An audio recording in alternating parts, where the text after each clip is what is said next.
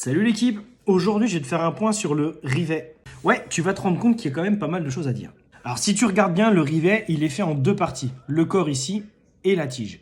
Le corps, tu vas le voir, il sert à faire l'assemblage. La tige, elle va disparaître. Elle est là juste pour déformer le corps. Ce petit truc existe en différentes matières. Tu vas retrouver des rivets en acier, en inox ou en alu, mais aussi des combinaisons, c'est-à-dire que le corps va être en alu alors que la tige va être en acier. Le corps peut avoir différentes têtes. Ici, par exemple, c'est une tête plate. C'est celui qui va t'apporter le meilleur rapport résistance mécanique. Ensuite, tu as de la tête large ou extra large. Cette tête, en fait, va t'aider à répartir la charge et c'est pour ça qu'on l'utilise principalement sur des matériaux plutôt tendres. Il existe aussi de la tête fraisée. Là, c'est le top si tu veux vraiment une finition parfaite, quelque chose qui va être à fleur. Il existe différents diamètres de rivet et on parle bien de diamètre de corps. Et pour le pré-perçage, tu vas rajouter tout simplement 1 à 2 mm.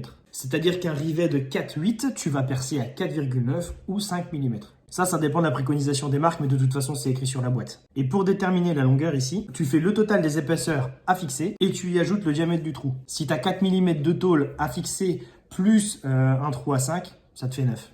Et une autre petite chose, la partie visible, c'est celle-ci. Et ouais, c'est pas celle-ci.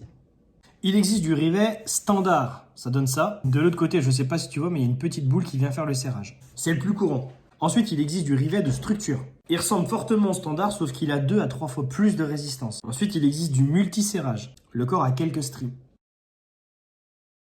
Ça veut dire qu'il va s'adapter s'il y a différentes épaisseurs à rifter, mais aussi si le pré-perçage n'a pas été très bien fait. Un autre rivet qui est très commun, c'est l'éclaté. Celui-ci, on va l'utiliser sur les matériaux trop facilement déformables. Ouais, comme ta plaque d'immatriculation par exemple. Et il a une autre particularité, c'est que lui, il ne garde pas la tige. Ensuite vient l'étoilé, c'est un éclaté mais avec la tige. Tu vas aussi retrouver des rivets cannelés. Celui-ci a été fait pour de la fixation non traversante. Tu veux fixer une enseigne sur un poteau bois épais comme ça, bah tu peux le faire. On n'est pas loin du principe de la cheville nylon.